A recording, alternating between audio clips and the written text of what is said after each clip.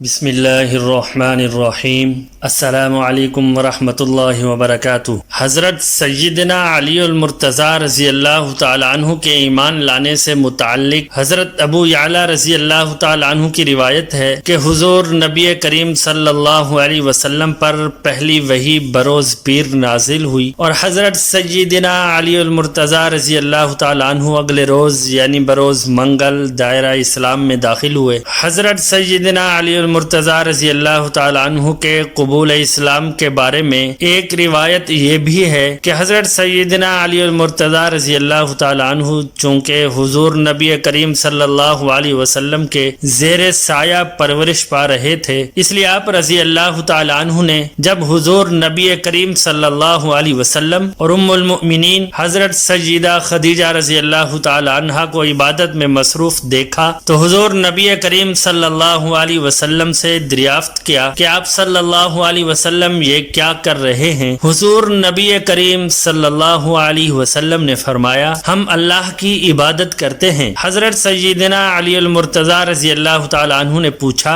کہ یہ کیسی عبادت ہے؟ حضور صلی اللہ علیہ وسلم نے فرمایا، یہ اللہ کا دین ہے اور اللہ نے مجھے اپنے دین کی تبلیغ اور لوگوں کی رشد و ہدایت کے لیے چنا ہے، اور میں تمہیں اسی اللہ وحدہ لا شریک پر ایمان لانے کی دعوت دیتا ہوں۔ حضرت علی رضی اللہ تعالی عنہ نے جب حضور نبی کریم صلی اللہ علیہ وسلم کی بات سنی تو حیران ہو گئے اور پوچھا کہ میں نے پہلے کبھی اس دین کے بارے میں کچھ نہیں سنا، اس بارے میں فیصلہ کرنا مشکل نظر آتا ہے، اس لیے میں اس بارے میں اپنے والد سے مشورہ کرنا چاہتا ہوں۔ حضور صلی اللہ علیہ وسلم نے فرمایا، علی تمہیں اس بات کا حق حاصل ہے، لیکن ابھی تم اس بات کا ذکر کسی اور شخص سے نہ کرنا۔ حضرت علی رضی اللہ تعالی عنہ نے حضور صلی اللہ علیہ وسلم سے وعدہ کیا کہ وہ اس بات کا ذکر کسی سے نہیں کریں گے۔ چنانچہ اس رات جب حضرت سیدنا علی المرتضیٰ رضی اللہ تعالی عنہ سونے کے لیے لیٹے تو وہ اس بات پر غور کرتے ہوئے سو گئے۔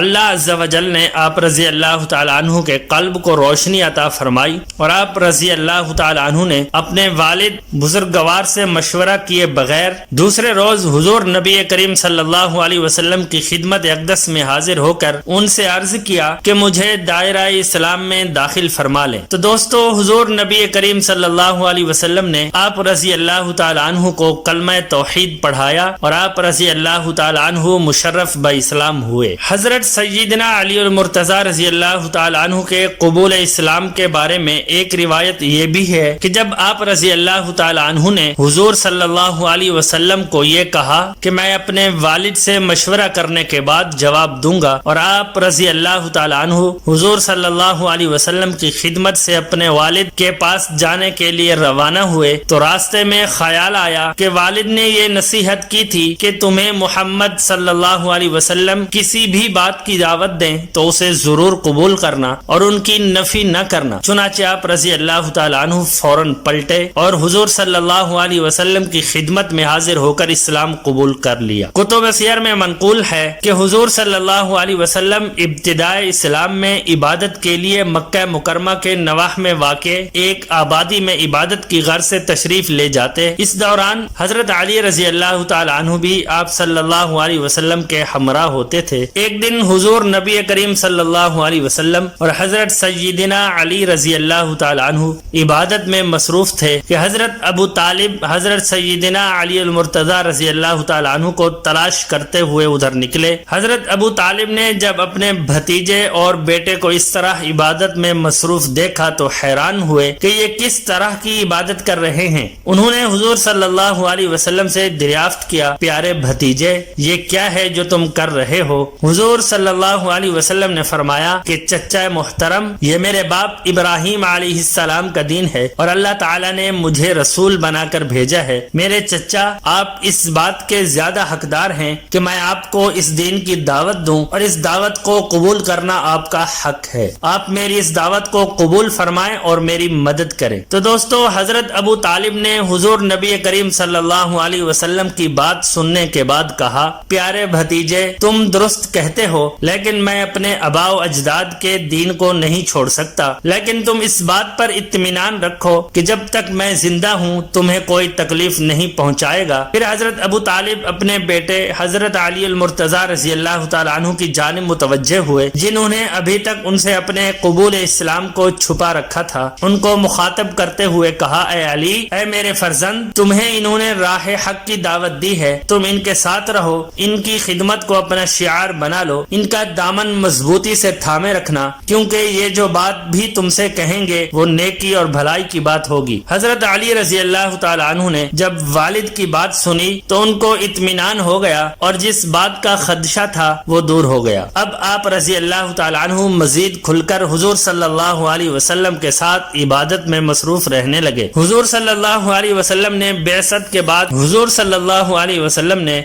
کے بعد خفیہ طور پر اپنی تبلیغ جاری رکھی اور اس عرصہ میں کئی لوگ دائرہ اسلام میں داخل ہو گئے۔ 3 برس کی خفیہ تبلیغ کے بعد اللہ عز و جل نے سورہ شعراء کی آیت نازل فرمائی، جس میں حضور صلی اللہ علیہ وسلم کو اپنے قریبی رشتہ داروں کو دعوت اسلام دینے کا حکم ہوا۔ ارشاد باری تعالی ہوا، اے پیغمبر، اپنے رشتہ داروں کو آخرت کے عذاب سے ڈرائیے۔ حضور صلی اللہ علیہ وسلم نے اللہ عز و جل کے اس فرمان کے مطابق کوہ صفا کی چوٹی پر چڑھ کر اپنی قوم کو بلایا۔ جب تمام قریش جمع ہو گئے تو آپ صلی اللہ علیہ وسلم نے فرمایا، اے میری قوم، اگر میں تم سے کہوں کہ اس پہاڑ کے پیچھے دشمن کا ایک لشکر موجود ہے اور تم پر حملہ کرنے کو تیار ہے تو کیا تم میری بات کا یقین کر لو گے؟ سب نے بیک زبان ہو کر کہا، ہاں، ہم اس بات کا یقین کر لیں گے، کیونکہ ہم نے تمہیں ہمیشہ سچا اور امانت دار پایا ہے۔ حضور صلی اللہ علیہ وسلم نے فرمایا، تو پھر میں تمہیں اللہ عز و جل کے عذاب سے ڈراتا ہوں اور دعوت حق دیتا ہوں، اگر تم لوگ ایمان لے آئے تو فلاح پاؤ گے، اور اگر ایمان نہ لائے تو عذاب الہی تم پر نازل ہوگا۔ حضور صلی اللہ علیہ وسلم کی بات سن کر قریش غصے میں آ گئے اور آپ صلی اللہ علیہ وسلم کے چچا ابو لہب لوگوں کو بھڑکا کر واپس لے گیا۔ حضور صلی اللہ علیہ وسلم نے قریش کے واپس جانے کے بعد حضرت علی المرتضیٰ رضی اللہ تعالی عنہ سے فرمایا کہ اس شخص نے جلدی کی، تم ایک دعوت کا انتظام کرو جس میں تم بنی عبد المطلب کو دعوت دو۔ چنانچہ ایک دعوت کا انتظام کیا گیا جس میں بنی عبد المطلب کو دعوت دی گئی۔ اس دعوت میں حضرت عبد المطلب کے تمام بیٹے، حضرت سیدنا امیر حمزہ رضی اللہ تعالی عنہ، حضرت سیدنا عباس رضی اللہ تعالی عنہ، حضرت ابو طالب اور ابو لہب وغیرہ نے شرکت کی۔ حضور صلی اللہ علیہ وسلم نے دعوت کے اختتام پر ان حضرات کو مخاطب کرتے ہوئے فرمایا، اے بنی عبد المطلب، آج تک اہل عرب میں کوئی ایسا شخص نہیں آیا جو مجھ سے بہتر پیغام دے۔ میں تمہیں اس پروردگار کی قسم کھا کر کہتا ہوں کہ اس کے سوا کوئی عبادت کے لائق نہیں اور اس نے مجھے نبی برحق بنا کر بھیجا ہے۔ ایک روز ہم سب نے مرنا ہے اور مرنے کے بعد زندہ ہونا ہے۔ اس وقت اعمال کا حساب لیا جائے گا اور نیکی کا بدلہ نیکی اور بدی کا بدلہ